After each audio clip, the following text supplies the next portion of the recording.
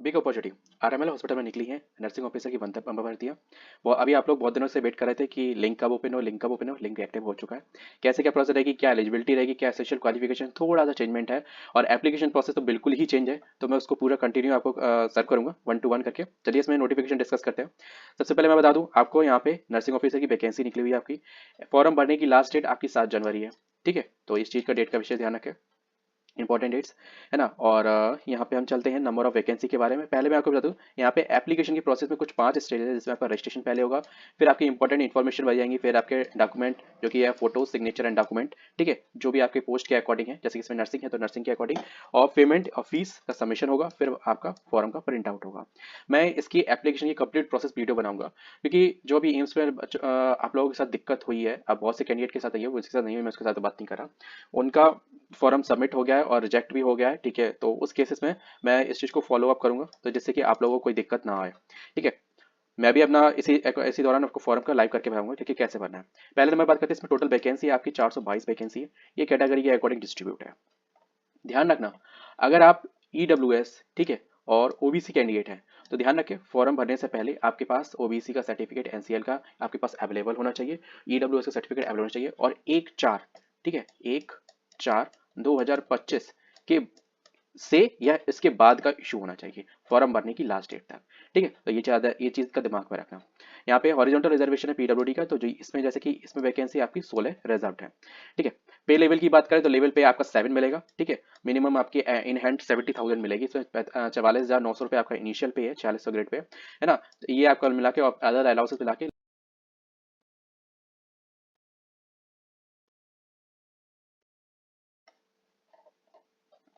Next यहाँ पे बात करते हैं आपकी एलिजिबिलिटी के बारे में। तो देखो सिंपल सी बात है, इसमें एलिजिबिलिटी 2-3 तरीके की होती है, तो वो आपके पास जो भी हो वो आप इसमें फॉर्म उसके अकॉर्डिंग भर सकते हो। पहला मैं बात कर रहा हूँ सबसे कम एलिजिबिलिटी, जो कि दिया गया डिप्लोमा, मतलब जीएनएम का रखा हो आपने। ठीक है, और नर्सिंग काउंसिल में आपका रजिस्ट्रेशन हो। ठीक है, जो भी स्टेट नर्सिंग काउंसिल में है ना, और रजिस्टर्ड हो नर्सिंग में मिडवाइफरी इंडियन नर्सिंग काउंसिल में, जो कहता है, और 2 साल का एक्सपीरियंस हो चाहिए, जिसमें 50 बेड के हॉस्पिटल में। जैसे कि आपकी इंटर्नशिप वगैरह निकलती है, या फिर जैसे कुछ संविदा पे वैकेंसी या कॉन्ट्रैक्ट बेसिस पे वैकेंसी निकलती है इन बड़े बड़े इंस्टीट्यूशन में, केजीएमयू वगैरह और भी है, जिसमें सैलरी स्टार्टिंग लगभग 19,000 से लेकर 35,000 के बीच में होती है। तो वो अगर आप कर लेते हैं तो ये समझ लीजिए आपका एक्सपीरियंस बेस्ट ऑफ बेस्ट होता है। ठीक है, तो इसलिए मैं इसको कंसिडर करता हूँ, तो वो हो, या फिर यहाँ पे ऐसा कुछ लिखा नहीं है, लेकिन ये लिखा है कि 50 बेड के हॉस्पिटल के साथ आपका एक्सपीरियंस चाहिए हॉस्पिटल का। ठीक, प्लस अगर आपके पास एक्सपीरियंस नहीं है तो आपके पास बीएससी नर्सिंग होनी चाहिए। ठीक है, बीएससी नर्सिंग हो, बीएससी ऑनर्स विद नर्सिंग हो, ठीक है, बीएससी पोस्ट सर्टिफिकेट हो, या फिर बीएससी पोस्ट सर्टिफिकेट नर्सिंग हो। ठीक है, तो इनमें से आपके पास कोई भी हो। ठीक है, आपने रजिस्टर्ड यूनिवर्सिटी वगैरह से, रिकॉग्नाइज्ड यूनिवर्सिटी से आपने कर रखा हो। आपकी state nursing Indian nursing council में, जैसे इसमें साफ साफ लिखा है स्टेट या इंडियन नर्सिंग काउंसिल में आपका रजिस्ट्रेशन हो। यहाँ पे एक चीज क्लैरिफिकेशन हो जाती है, जो बहुत से कैंडिडेट होंगे कि भाई मैं यूपी का नहीं हूँ, क्या मैं इसका फॉर्म भर सकता हूँ? मैं एमपी का हूँ, राजस्थान का हूँ, या X Y Z all over India. तो इस लाइन में आपको समराइज कर दिया है कि आप ऑल ओवर इंडिया कैंडिडेट यहाँ पे एलिजिबल है, किसी भी स्टेट हो या इंडियन हो। अगर यहाँ पे केवल लिखा होता है जैसे यूपी का, जैसे कि एमपी वगैरह की निकलती हैं है ना, तो उसमें लिखा होता है कि भाई एमपी काउंसिल से रजिस्ट्रेशन होना चाहिए आपका। ठीक है, ऐसा नर्सिंग के साथ नहीं होता, पर फार्मेसी के साथ तो 99% होता है। तो ऐसा चीज अगर होती है तो आप यहाँ पे एलिजिबल नहीं हो, बट ऐसा यहाँ पे नहीं है, हम लोग दिलदार लोग हैं, ऑल ओवर इंडिया कैंडिडेट यहाँ पे अप्लाई कर सकता है। ठीक है, तो नेक्स्ट चलते हैं। यहाँ पे आपकी एलिजिबिलिटी क्लैरिफिकेशन हो गई होगी, स्टेट एंड अदर स्टेट का कोई इशू हो गया होगा, एक्सपीरियंस क्लैरिफाई हो गया होगा। एक चीज ध्यान रखना, आपका जो भी एक्सपीरियंस हो, क्वालिफिकेशन और जो भी एक्सपीरियंस हो, उसके लिए एक क्रूशियल डेट है। क्रूशियल डेट वो डेट होती है कि इस डेट से पहले या इस डेट के बाद का आपके पास होना चाहिए, मतलब दैट्स टू बी डॉक्यूमेंटेड या स्ट्रिक्ट डेट। ठीक है, एक चीज बात करते हैं, the candidate who will furnish the experience certificate on the letterhead, the institution agency, the letter number, the date of issue, the number of bed in the hospital, without which the institute reserve the right reject or the candidature at any stage.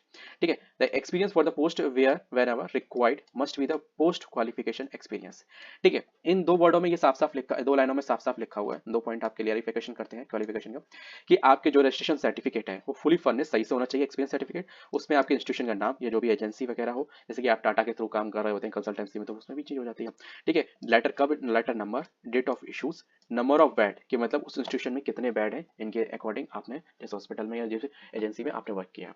ठीक है, without, अगर कोई भी institution है जिसको ये right नहीं है, ठीक है, और कोई भी वर्थ ही नहीं है इन number of beds and something, ठीक है, तो उसको रिजेक्ट किया जाता है, उसका कैंडिडेचर किसी भी स्टेज पे रिजेक्ट हो सकता है। तो एक्सपीरियंस ध्यान रखना, अगर आपका सर्टिफिकेट अगर वैलिड हो, रीजनेबल हो, ठीक है, जो हो वही बनवाना। और ध्यान रखना आपकी डी जब आपने जीएनएम कर रखी हो उसी के बाद वाला हो। और मैं एक बात आपसे कहूंगा जो बीएससी नर्सिंग वाले, अगर आपके पास एक्सपीरियंस अगर मोस्ट ही वैलिड हो तो ही लगाना, क्योंकि यहाँ पे ऐसा कोई मैंडेटरी नहीं है, तो उसके बारे में क्यों ही बेफालतू में हम लफड़े वाली चीज़ों में फंसे, क्योंकि ये आपका रिजेक्शन का बहुत बड़ा कारण बन सकता है अगर थोड़ा सा भी उन्हें माइन्यूट शक हुआ। एज की बात कर लेते हैं तो 18 से 40 आपकी मेन एज है, ठीक है, तो उसके अकॉर्डिंग आप एज कैलकुलेट कर लेंगे। एज का डेट, ठीक है, एज में अभी डेट बताता हूँ कि उसके अकॉर्डिंग ही आपको कैलकुलेट करनी है। आज से भी कर लिएगा तब भी मैच हो जाएगा। यहाँ पे वैसे एज का डेट तो नहीं लिखा है कि आयु की गणना आवेदन प्राप्त करने की अंतिम तिथि को, अच्छा वेरी गुड, मैं सोचा नहीं जैसे ज्यादा समय डेट लिखी होती है ना, आवेदन प्राप्त करने की अंतिम तिथि मतलब 7 जनवरी, ठीक है, तो 7 जनवरी के अकॉर्डिंग आपकी 18 वर्ष और 40 वर्ष से अधिक नहीं होनी चाहिए। मतलब अगर 7 जनवरी को आप 40 वर्ष के होते हैं या हो चुके हैं, 7 जनवरी आपका डेट ऑफ बर्थ है, तो आप लकीएस्ट पर्सन है। और 18 वर्ष के आप हो गए हैं और आपके पास जीएनएम के साथ एक्सपीरियंस या बीएससी नर्सिंग हो चुकी है, तो भी आप लकीएस्ट है, क्योंकि उस डे में आपके पास इतनी बड़ी अपॉर्चुनिटी का मौका मिल गया है उस दिन। ठीक है, नेक्स्ट बात करते हैं एज रिलैक्सेशन, जो भी कैटेगरी के अकॉर्डिंग होता है वो स्टेट का होगा। हाँ, एक चीज ध्यान रख लेना, अदर स्टेट के कैंडिडेट किसी भी तरीके का रिलैक्सेशन नहीं प्राप्त कर पाएंगे, ठीक है, क्योंकि ऐसा है ना, क्योंकि जो ये रिजर्वेशन का मेन चीज है ना, ये केवल स्टेट का बैरियर है। और ध्यान रखना, जो भी ईडब्ल्यूएस एंड ओबीसी कैंडिडेट हैं या फिर एससी एसटी पीडब्ल्यूडी, ठीक है, पीडब्ल्यूडी का साथ कोई ऐसा स्टेट बैरियर नहीं होता, पर एससी एसटी इन सब का रहता है, ठीक है, तो ये आप ध्यान रख ले, आपका केवल और केवल यूपी का ही सर्टिफिकेट चलेगा, ठीक है, ऐसा नहीं है कि आप अगर एमपी के हो या राजस्थान के हो तो आपका एससी या ओबीसी ईडब्ल्यूएस वाला चल जाएगा। दूसरा, आपका अगर सेंट्रल का हो तो भी नहीं चलेगा, भले आप यूपी के कैंडिडेट और सेंट्रल का लगा दें तो आपका फॉर्म रिजेक्ट हो जाएगा। ध्यान रखना, एम्स में भी बहुत कैंडिडेटों ने किया है, मैं इस वजह से इन चीजों पर आपको पॉइंट आउट कर रहा हूँ। ठीक है, तो वीडियो थोड़ी सी हल्की सी लेंथी हो जाती, ज्यादा नहीं होती, पर आपको कंटेंट एकदम ऑन द फीट मिलेगा, ठीक है, कोई फालतू की चीज तो नहीं मिलेगी। अब देख सकते हैं आप जाति प्रमाण पत्र, जो कि मैंने अभी आप लोगों को सब कुछ बताया था कास्ट सर्टिफिकेट के बारे में कब का इशू होना चाहिए, पर इसमें जो लाइन लिखी हुई है उसने पूरी राम कथा ही चेंज कर दी है। अब ये लाइन टेक्निकल इशू है या फिर टाइपिंग एरर है, क्या है, अब ये तो नहीं कह सकते। मैंने लगभग 4-5 लोग को मिलके मेल कर दिया इसके रिगार्डिंग। इसमें लिखा क्या है ये आप देख ले, अनुसूचित जाति, अनुसूचित जनजाति, अन्य पिछड़ा वर्ग एंड ईडब्ल्यूएस, मतलब आर्थिक रूप से कमजोर जो जनरल वाले हैं, ठीक है, ठीक है, तो ये इन सब के अभ्यर्थियों के लिए जाति प्रमाण पत्र उत्तर प्रदेश सरकार द्वारा निर्धारित प्रपत्र में सक्षम अधिकारी द्वारा सीबीटी के, लाइन सुनना, उत्तर प्रदेश वाला तो इशू होना चाहिए, ये तो मैंने आपको बता ही दिया था, पर जो टाइम लाइन है, जो इन्होंने टाइम लाइन डिसाइड करी है कि इस डेट के बीच में उस डेट के बीच में, वो आपको क्लैरिफाई ही नहीं है। शॉर्टकट में देखो तो यहाँ पे साफ साफ ये लिखा हुआ है, सीबीटी के तिथि के, मतलब जो आपका कंप्यूटर बेस्ड एग्जामिनेशन होगा उससे पूर्व 6 माह के भीतर जारी किया जाना चाहिए। मतलब फॉर एग्जाम्पल मान लेते हैं, अगर जैसे कि 7 जनवरी तक इसका है और 30 जनवरी तक इसका एग्जामिनेशन होता है, मैं ये मान के चलता हूँ 1 महीने में, तो आपका कब सोच रहे हो, मतलब ठीक 6 महीने मान लो, मतलब क्या, जून या जुलाई आएगी है ना, 30 जुलाई या 31 जुलाई की समथिंग, ठीक है, ऐसी कोई एक डेट आएगी, है ना, तो तब का आपका इशू होना चाहिए सर्टिफिकेट, है ना, 30 जुलाई 31 जुलाई से लेके 30 जनवरी के बीच, मतलब तब का इशू होना चाहिए। तो अब एक चीज बताओ, अभी जो बंदा फॉर्म भर रहा है वो एलिजिबल है या नहीं है, वो उस चीज का क्या करे। दूसरी बात ये है, इसके लिए जो सर्टिफिकेट इशू की जो केजीएमयू ने करी या फिर जो एसपीजीआई ने करी, ठीक है, और भी जो इंस्टीट्यूशन है जिन्होंने किया है, क्रुशियल डेट्स जो होती है वो फाइनेंशियल ईयर के अकॉर्डिंग डिसाइड होती है, ठीक है, तो मैं जो भी आपको मैंने बताया वो जो जैसे कि अभी यूपी में और भी डीवीज वगैरह हुए तो उसमें दैट्स 1/4/2025 की बाद का, अगर कोई भी नोटिफिकेशन इशू होता है, चाहे वो स्टेट का हो या सेंट्रल का हो, ठीक है, वो इस अगर इस दिन के या इस दिन को या इस दिन के बाद का इशू होता है तो इस दिन के बाद का ही आपका इशू सर्टिफिकेट वैलिड होता है, ठीक है। एससी एसटी वालों के लिए क्रुशियल डेट नहीं होती है, पर यहाँ पे क्रुशियल डेट 6 मंथ हो गई है, 1 साल से, है ना, और वो भी ऐसी एक 6 मंथ हो गई जिसके बारे में आपको क्लैरिफाई नहीं है। कहने का मतलब ये, अगर अभी आप फॉर्म भर दो, फॉर एग्जाम्पल मान के चलते हैं, अभी तो एग्जाम डेट तो कोई क्लैरिफाई नहीं है, क्या कह सकते हो एग्जाम डेट के बारे में, हो सकता है अभी 1 महीने बाद ही हो जाए, जैसे मैंने आपको ये बताया 30 जनवरी, ठीक है, 30 जनवरी को हो जाए, और हो सकता है अगले 30 जुलाई तक ना हो, क्या कह सकते हैं। एग्जाम का तो कोई एक पर्टिकुलर एक्सपेक्टेशन तो नहीं कह सकते ना, ठीक है, जो चीज जो नवंबर के लास्ट वीक में आने वाला था नोटिफिकेशन, वो दिसंबर के सेकंड वीक में आ रहा है, ठीक है, तो 3 हफ्ते मतलब समथिंग का टाइम का डिफरेंस होना, तो वो 3 हफ्ते का एग्जाम में कितना हो सकता है भाई, 6 महीने भी हो सकता है, 7 महीने भी हो सकता है, पता चले कि 30 दिन में भी हो जाए, ठीक है, जैसे एम्स का होता है, ठीक है, तो ये चीज तो क्लैरिफाई, मतलब फॉर्म भरने की लास्ट डेट में मान सकता हूँ, पर एक इनिशियल डेट तो बताओ। अब ये किस किस के लिए है डाउटफुल चीज है, ये हर कैटेगरी की कोई भी पोस्ट आप अप्लाई कर रहे हो उससे पहले आपका ये क्लैरिफाई होना बहुत ज़रूरी है, वरना आपका फॉर्म ही रिजेक्ट हो जाएगा। फॉर एग्जाम्पल मान के चलते हैं, उन्होंने अभी 4 दिन बाद या हफ्ते 10 दिन बाद उन्होंने डेट रिलीज कर दी कि भैया 30 जनवरी को तुम्हारा पेपर होगा, और तुमने फॉर्म भर दिया, और फॉर्म भर के और तुम्हारा जो फॉर्म जैसे कि फॉर एग्जाम्पल जैसे कि मेरा डोएस वाला है ना, तो 9 मई का मानते हैं, ठीक है, या 9 मई या 19 मई मान लेते हैं, ठीक, रियली डेट बता देते हैं। 19 मई का आपका इशू सर्टिफिकेट है। अब 19 मई का सर्टिफिकेट है, अब उन्होंने कोई भी एग्जाम डेट मानी और वो हो गई जो थी 6 महीने के अकॉर्डिंग 20 मई, तो आपका फॉर्म तो रिजेक्ट हो जाएगा, आप तो डिसऑन हो जाओगे हाल।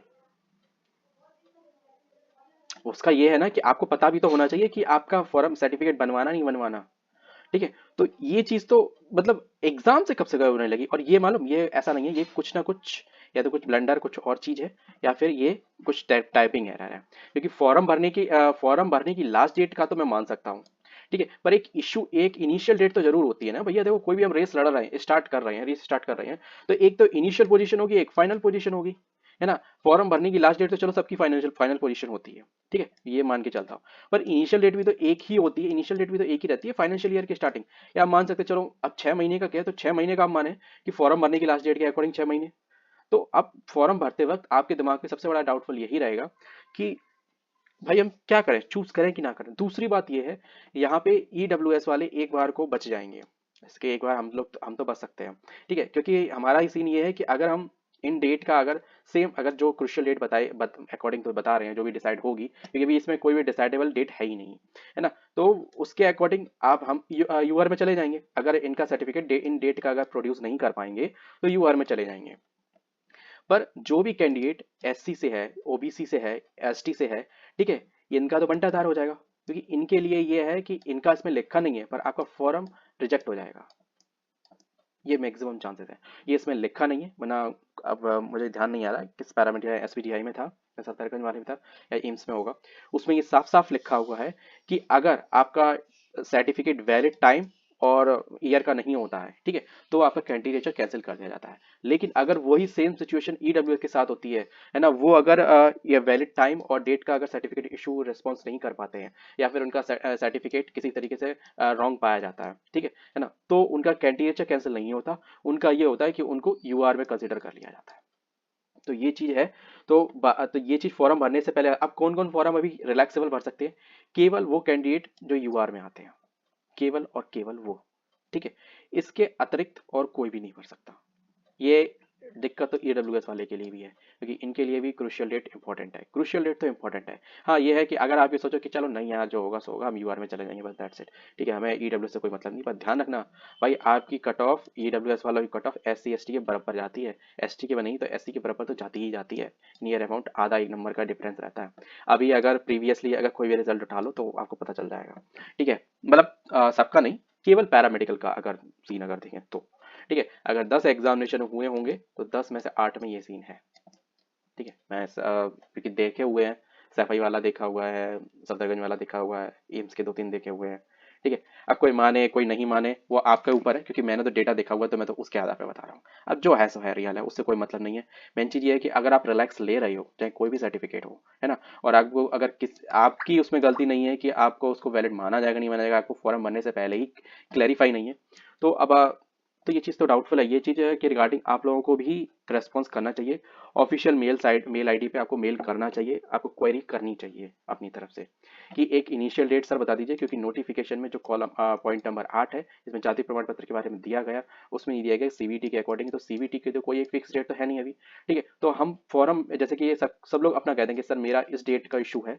ठीक है, तो 1 अप्रैल 1/4 के बाद का है, क्या मेरा वैलिड है, 1/4/25 के बाद का है, क्या मेरा वैलिड है, चाहे वो एससी हो, एसटी हो, ओबीसी हो, ईडब्ल्यूएस हो। मैं आप लोगों से रिक्वेस्ट करूँगा प्लीज़ आप लोग मेल करें, क्योंकि ये आप लोगों की ज़िंदगी का सवाल है। क्योंकि देखो भले रिजर्वेशन लेके कोई पहुंच जाए, चाहे ईडब्ल्यूएस वाले हो, चाहे ओबीसी हो, एससी हो, एसटी हो, जो भी हो, ठीक है, या यूआर कोई भी हो, एक नंबर नहीं 0.33 नंबर से बंदे रह जाते हैं, ठीक है, मैं तो 0.25 से रह गया हूँ कई जगह, ठीक है, तो ये चीज को लाइटली मत लेना, ये आपकी लाइफ में इन और आउट की सिचुएशन होती है। नेक्स्ट, और इसके रिगार्डिंग आपके लिए कुछ ऐसा बताने का नहीं है, बस फीस की बात कर लेते हैं, तो फीस की दे सकते हैं कि यूआर के लिए एंड ओबीसी एंड ईडब्ल्यूएस के लिए सेम फीस है इन तीनों के लिए।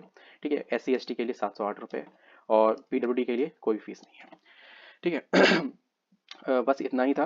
तो मिलते हैं नेक्स्ट वीडियो में किसी और के साथ। जय हिंद। वीडियो इन्फॉर्मेटिव लगी तो वीडियो को लाइक और चैनल को सब्सक्राइब करें।